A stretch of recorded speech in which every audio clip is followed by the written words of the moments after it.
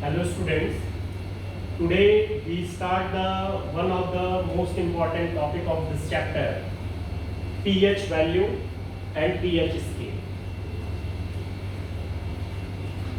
pH value होता क्या है, पढ़ने की जरूरत क्या पड़ गई, बना क्यों, ये सब पहले जान लेते हैं, ठीक है। तो pH वैल्यू बच्चों होता क्या है कि अगर आपको ये पता करना है कि कोई केमिकल सॉल्यूशन एसिड है, बेस है, न्यूट्रल है, क्या है, वो पता करने के लिए उसका आपको pH पता होना चाहिए। क्या पता होना चाहिए? pH। तो pH को पढ़ने से पहले एक हम पढ़ेंगे, जैसे कि आप 10th में अभी है, तो 10th में आप ट्रिग्नोमेट्री में trigonometric function sine, cos, tan, cot, cosec, sec पढ़ते हैं। उसी तरह से आप जब 11th क्लास में जाएंगे तो वहां के मैथ में लॉग पढ़ेंगे। क्या पढ़ेंगे? लॉग। तो बहुत ज्यादा इसका डिटेल नहीं जानना है, बस लॉग जानते रहिए कि एक मैथमेटिकल फंक्शन होता है, ठीक है ना। तो pH वैल्यू क्या होता है? pH, और हाँ एक चीज और मैं बता दूं कि जब कभी कोई चीज केमिस्ट्री में इस ब्रैकेट का मैथ में कोई और मतलब होता है, केमिस्ट्री में इस ब्रैकेट का मतलब होता है, यदि इस ब्रैकेट के अंदर आप आ गए तो ये कंसंट्रेशन आपको बताएगा। क्या बताएगा? कंसंट्रेशन। मान लीजिए अगर इसके अंदर मैं लिखता हूं सपोज दैट वैबो, तो इसको वैबो नहीं पढ़ेंगे, इसको क्या पढ़ेंगे? कंसंट्रेशन ऑफ वैबो पढ़ेंगे, ठीक है ना। तो स्क्वायर ब्रैकेट केमिस्ट्री में कंसंट्रेशन का सिंबल होता है। और H+ आप जानते हैं कि H+ का मतलब क्या होता है? Hydrogen ion. क्या होता है? Hydrogen ion. तो pH वैल्यू का जो डेफिनेशन बना वो ये बना कि pH value the negative logarithm of concentration of hydrogen ion is known as pH value. Hydrogen ion concentration का जो नेगेटिव लॉगरिथम होता है उसी को हम क्या कहते हैं? pH वैल्यू कहते हैं। इसके बारे में बहुत डिटेल में आप 11th क्लास में पढ़ेंगे, उतना डिटेल आपको 10th में जानना नहीं है। 10th में बस pH वैल्यू का डेफिनेशन जानना है, इसके आगे क्या होगा, कैसे ये चेंज हो सकता है, इसका न्यूमेरिकल कैसे सॉल्व होगा, इस फॉर्मूले को दूसरे फॉर्मूले में कैसे कन्वर्ट कर सकते हैं, फिर उससे कैसे प्रॉब्लम सॉल्व कर सकते हैं। तो ये सारे डिटेल्स 10th स्टैंडर्ड में नहीं है। 10th स्टैंडर्ड में केवल आपके सिलेबस में इसका डेफिनेशन है और कुछ नहीं है, ना इसका न्यूमेरिकल, ना इस पे आपको बहुत डीपली जानना है, ना जाना है। जानने को आप जान सकते हैं but as per the syllabus वो है नहीं। तो pH वैल्यू जो होता है, एक बार फिर से मैं रिपीट कर दूं, the negative logarithm of concentration of hydrogen ion is known as pH value, ठीक है ना। इसको हम लिखते हैं स्मॉल p कैपिटल H। कभी भी आप कैपिटल P और कैपिटल H लिख दिए तो समझिए कि केमिस्ट्री में आपने बहुत बड़ा जो है मिस्टेक कर दिया। तो इसको आप ऐसे नहीं लिखेंगे, स्मॉल p कैपिटल H। इस P का मतलब होता है पोटेंशियो, पोटेंशियो ऑफ हाइड्रोजन। इसका फुल फॉर्म क्या होता है? Potentio of hydrogen. पोटेंशियो का मतलब आप इलेक्ट्रिसिटी में पढ़े हैं, पोटेंशियल। पोटेंशियल का मतलब ऊर्जा कह लीजिए, है ना, शक्ति कह लीजिए, जो भी है। तो यही है पोटेंशियो ऑफ हाइड्रोजन, मतलब हाइड्रोजन का पोटेंशियो कितना है, हाइड्रोजन की ऊर्जा कितनी है, कितने अमाउंट में है, उसी को आप बोलते हैं pH वैल्यू। और इसका डेफिनेशन है the negative logarithm of concentration of hydrogen ion, ठीक है ना। इसके बाद देखिए ये टॉपिक इस साल इसलिए इंपॉर्टेंट हो जाता है बच्चों, 2019 में इस टॉपिक से क्वेश्चन आया था, 20 में नहीं आया, मतलब 21 में आ रहा है, ठीक है ना। तो अपने कॉपी में लिख लीजिएगा 2021, क्योंकि ये आपके बोर्ड एग्जाम में इससे क्वेश्चन आने जा रहा है, ठीक है ना। तो देखिए क्या है pH स्केल। अब pH वैल्यू के बाद एक स्केल बना, pH स्केल। तो कंफ्यूज नहीं होना है कि अरे pH वैल्यू क्या था, pH स्केल क्या है। कुछ नहीं भाई, जैसे आप सेंटीमीटर स्केल होता है ना, 15 सेंटीमीटर वाला आपके पास छोटा वाला रखते हैं आप, लाइन वगैरह खींचने के लिए या ग्राफ बनाने के लिए रखते हैं, उसी तरह से pH स्केल एक स्केल है जिसके बिहाफ पे हम ये पता करते हैं कि भाई कोई सोल्यूशन एसिड है कि बेस है, अगर उसकी हमको क्या पता है, pH वैल्यू पता है। इसलिए पहले मैंने आपको क्या बताया, pH वैल्यू। और अगर ये पता चल गया तो अब पता करना है कि वो एसिड है और बेस है या न्यूट्रल है, तो उसके लिए आपको किसकी जरूरत पड़ेगी, pH स्केल की। तो अगर इसे हमें डिफाइन करना होगा तो हम लिखेंगे कि it is a scale on which the 0 to 14 mark, and on the behalf of pH value we can calculate, we can define, या we can determine the which solution is acid, base or neutral on the behalf of pH scale, ठीक है ना। तो pH scale के behalf पे हम ये पता करते हैं कि कोई सोल्यूशन एसिड है, बेस है, न्यूट्रल है, और पीएच स्केल पे 0 से लेकर के 14 तक का मार्क बना होता है, ठीक है ना।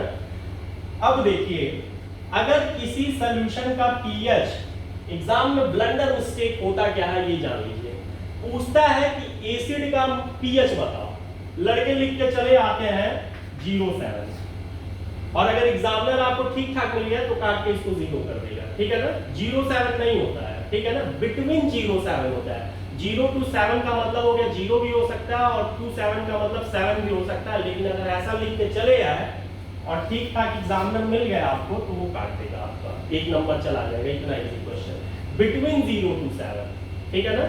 0 से बड़ा और 7 से क्या छोटा, भले वो 6.99999 ही क्यों ना रहे, लेकिन 7 ना रहे। तो अगर किसी सोल्यूशन का पीएच बच्चों बिटवीन 0 to 7 है तो वो सोल्यूशन क्या कहलाएगा, एसिड कहलाएगा, ठीक है ना। तो ये ध्यान में रखिएगा। और अगर किसी सोल्यूशन का पीएच सपोज 7 है तो वो न्यूट्रल कहलाएगा। क्या कहलाएगा, न्यूट्रल, ठीक है ना। पानी पीते हैं, गले में कुछ होता है, कुछ जलन या कुछ ऐसा लगे कि नहीं अब पी लेंगे तो नीचे जाएगा पेट में, तो एकदम सारा जो है ऑर्गन गल जाएगा, ऐसा फील होता है? नहीं होता है। क्यों नहीं होता है? क्योंकि ये जो वाटर है इसका पीएच क्या होता है, 7, न्यूट्रल होता है, ना तो एसिड है ना तो क्या है, बेस है, इसलिए हम इसको पी पाते हैं, ठीक है ना। अब अगर किसी सोल्यूशन का पीएच वैल्यू बिटवीन 7 to 14, ना कि 7 to 14, एक वर्ड बहुत इंपॉर्टेंट है, एक ही वर्ड जो है पूरा खेल आपका बिगाड़ देगा कॉपी का, ठीक है ना। तो बिटवीन 7 to 14 होना चाहिए, 7 से 14 के बीच में, यानी 7 से बड़ा और 14 से क्या छोटा, ठीक है ना। तो उसी को हम क्या बोलते हैं, बेस बोलते हैं। अब अगर हम बात करें स्ट्रॉन्ग एसिड की, तो 0 to 3.5 के बीच में अगर पीएच है तो वो स्ट्रॉन्ग एसिड है। वैसे 3.5 तक लेते नहीं है, 2.5 तक ही हम कंसीडर करते हैं, लेकिन इसको आधे आधे में बांटा गया है, ठीक है ना। तो 0 to 3.5 के बीच में आपका स्ट्रॉन्ग एसिड होगा, उससे ज्यादा आपका वीक एसिड होगा। अब 7 to 10.5 के बीच में अगर आप जाते हैं, ठीक है ना, सॉरी 10.5, ये नहीं, हाँ 10.5 के बीच में जाते हैं तो वीक बेस कहलाएगा, और उससे आगे आप जाते हैं तो स्ट्रॉन्ग बेस कहलाएगा, ठीक है। अब इस पे क्वेश्चन कैसे आता है बोर्ड एग्जाम में वो जान लेते हैं, ठीक है ना। देखिए, पूछता है कि the pH value of 3 solution 7, 2 and मान लीजिए दे दिया यहां पे 8। अब कहेगा बताओ इसमें एसिड कौन है, बेस कौन है और न्यूट्रल कौन है, ठीक है ना। तो पेपर ऐसा बनता है कि सारे बच्चे पास हो जाएं। तो बोर्ड जो है, जो बच्चे थोड़े वीक रहते हैं पढ़ाई में, उनको पास करने के लिए ऐसे भी क्वेश्चन बनाता है, और हर साल बनाता है। 2020 में इस टॉपिक से नहीं आया था, मतलब 21 से ये बनाएगा, ठीक है ना। कि अगर कोई सोल्यूशन है जिसके पीएच जो है 3 सोल्यूशन है जिसका पीएच 7, 2 और 8 है, तो बताओ कौन एसिड है, कौन बेस है और कौन जो है न्यूट्रल है, ठीक है ना। तो जिसका 7 होगा वो क्या होगा, न्यूट्रल होगा, तो आप लिख देंगे ए वाला क्या है, न्यूट्रल है। जिसका 0 से 7 के बीच में होगा उसको आप क्या लिख देंगे कि भाई वो बेस है। तो 0 से 7 के बीच में कौन मिल रहा है, बी मिल रहा है, तो बी क्या हो गया तुम्हारा, एसिड हो गया, ठीक है ना। अगर 7 से 14 के बीच में है तो वो क्या हो जाएगा बच्चा, बेस हो जाएगा, तो आप लिख देंगे सी वाला क्या है, बेस है। तो इस तरह से एग्जाम में आपके क्वेश्चन इस टॉपिक से रिलेटेड आता है। एक और चीज बहुत इंपॉर्टेंट इस टॉपिक से आता है बोर्ड एग्जाम में, the importance of pH in everyday life. रोजमर्रा के जीवन में पीएच का क्या महत्व है, 2 आप कोई फीचर बताइए, 2 एप्लीकेशन बताइए जो डेली लाइफ में, ऐसे पूछ देता है बोर्ड एग्जाम में। 19 में पूछा था, 20 में नहीं आया था, यानी इससे भी आ सकता है 21 में आपका, ठीक है ना। तो पीएच स्केल का डेली लाइफ में यूज कहाँ है, आप देखे होंगे, आप रोज जो है सुबह उठते हैं तो स्कूल आने से पहले आप फ्रेश होते हैं और एक काम तो ब्रश करते ही हैं। आप छोटे रहे होंगे तो भले अवॉइड कर देते होंगे, लेकिन 10th स्टैंडर्ड में है तो आप ब्रश तो करते ही होंगे। तो ब्रश करने की जरूरत क्या पड़ी भाई, क्या बिना ब्रश किए नहीं रह सकते थे हम लोग, जानवर तो रहते ही हैं, तो हम लोग क्यों नहीं रह सकते हैं। तो ब्रश करने की जरूरत इसलिए पड़ गई बच्चों, क्योंकि जो हमारा दांत होता है वो कैल्शियम का बना होता है, और तुम जानते हो कि जो हम खाना खाते हैं उसमें वीक एसिड होता है, और जब हम खाते हैं तो जो मटेरियल होता है खाना, कुछ खाना हमारे दांत वगैरह में कहीं भी फंस जाता है और वो धीरे धीरे स्टोर होकर के एसिड बनाता है, ठीक है ना। और दांत किसका है, कैल्शियम का। तो ऐसा नहीं कि आज ही खाओगे और कल ब्रश नहीं करोगे दांत बन जाए एकदम टूट के गिर जाएगा, नहीं, थोड़ा सा समय लेगा वो, ठीक है ना, टाइम लगेगा, लेकिन हाँ वो खराब कर देगा, क्योंकि वो धीरे धीरे एसिड बनेगा। दांत कैल्शियम का है, वो कैविटी उसमें आएगी, फिर वही जो है दांत आपका निकलवाना पड़ता है। तो हम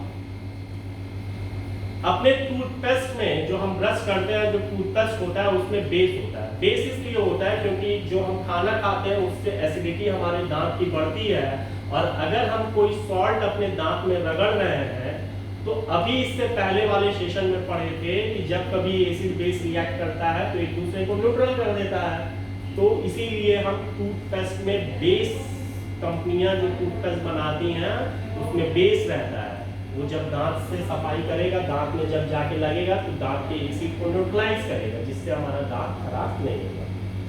तो पहला आप लिख देंगे, अगर बोर्ड एग्जाम में आता है तो आप लिख देंगे कि the use of pH in जो है टूथपेस्ट, ठीक है ना।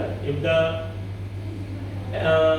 Acid increases in our teeth, हमारे दांत में अगर एसिड इंक्रीज हो रहा है, उसका अमाउंट इंक्रीज हो रहा है, then we use the toothpaste which made by base, जो किससे मिलकर के बना हो, बेस से मिलकर के बना हो, या बेस होता ही है उसको तो मिलके बनाते हैं। दूसरी बात बच्चों देखो, दूसरा इसका एप्लीकेशन जो है वो ये है, आप अगर गांव में रहे होंगे तो गांव में जो किसान लोग होते हैं एग्रीकल्चर में, अपने खेत में देखा होगा कभी कभी वो चूना भी डालते हैं, ठीक है ना, या जो भी वो केमिकल डालते हैं उसमें बेस भी डालते हैं। तो जो सॉइल होता है उस सॉइल का भी पीएच धीरे धीरे बढ़ता जाता है, और पौधे तुम जान रहे हो इंसान तो बहुत स्ट्रांग है, पौधे हमसे भी स्ट्रांग है। गेहूं का अगर एक आप ले ले, फल ले, गेहूं का एक डंठल ले ले, तो उसकी क्या औकात है ना, अगर बेस बढ़ गया, एसिडिटी बढ़ गई मिट्टी की, सॉइल की, तो वो तो जला देगा ना उस पौधे को। तो एग्रीकल्चर के फील्ड में भी हम टाइम टू टाइम अपने खेतों में, अपने फील्ड में हम चूना या यूरिया या ऐसे केमिकल डालते हैं जो पीएच को, सॉइल के पीएच को क्या करें, मेंटेन करें। आप गांव में देखे होंगे कि मृदा संरक्षण ऐसे प्रयोगशाला या ऐसा कुछ होता है जहाँ पे सॉइल की टेस्टिंग होती है। जो व्यापारिक कृषि करते हैं वो अपने खेत के सॉइल की जो है टेस्टिंग कराते रहते हैं कि पीएच उसका मेंटेन है कि नहीं। तो दूसरा आप लिख सकते हैं एग्जाम में, in the field of agriculture, ठीक है ना, to maintain the pH of soil, soil के पीएच को मेंटेन करने के लिए हम वहां पे भी इसका यूज करते हैं। तीसरा यूज आपको दिख जाता है, जो लोग मछली पालन का काम करते होंगे तो वो जो तालाब खोदे रहते हैं या जो भी गड्ढा वो खोदे रहते हैं, उस पानी का भी वो पीएच रेगुलरली चेक कराते रहते हैं। देखे होंगे कभी आप बहुतायत में जो है मछलियां तालाब की मरने लगती हैं, ठीक है ना। क्यों मरती हैं? वो इसीलिए मरती हैं क्योंकि उसका जो वाटर का पीएच है वो मेंटेन नहीं रहा होगा, ठीक है ना, उनके सर्वाइवल से ज्यादा हो गया होगा, ठीक है ना, इस कारण वो मर जाती है।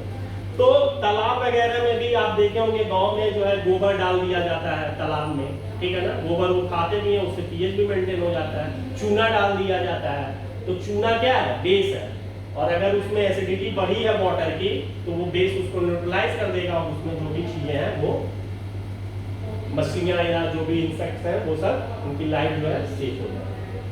अगला इसका यूज, चौथा यूज आप देख सकते हैं कहां पे हम पीएच का करते हैं। आपको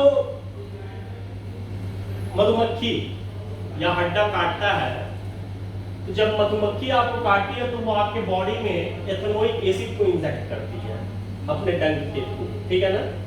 और गांव वगैरह में या ऐसे घर में भी आप देखे होंगे जब आपको मधुमक्खी काटती है तो फर्स्ट एड के तौर पे आपके बड़े जो है कहते हैं अरे इस पे चूना रगड़ दो, ठीक है ना। तो वो चूना क्यों रगड़वाते हैं? क्योंकि उसने आपके अंदर क्या छोड़ा है, एसिड छोड़ा है, और चूना ऊपर इसलिए रगड़ते हैं क्योंकि चूना क्या है, कैल्शियम हाइड्रोक्साइड है, बेस है। अब जब बेस एसिड से जाकर रिएक्ट करेगा बॉडी पे ऊपर, तो उसको क्या कर देगा, न्यूट्रल कर देगा, तो हमें थोड़ा रिलीफ फील होता है, ठीक है ना। इसी तरह बहुत से पौधे भी ऐसे तुमने देखे होंगे जिसको छूने के बाद हाथ में खुजली होने लगती है, ठीक है ना। तो वो भी वही रीजन है कि उस पौधों में भी एसिड होता है जो हमारे बॉडी में आता है, और फिर जब हम ऐसे रब करते हैं चूने से बॉडी को तो थोड़ा हमें राहत मिलती है। ठीक है ना? तो ये था आपका application of pH in everyday life. तो 3 टॉपिक आज हमने पढ़े, तीनों बहुत इंपॉर्टेंट थे। बाकी हम अपने आने वाले सेशंस में देखेंगे। Thank you.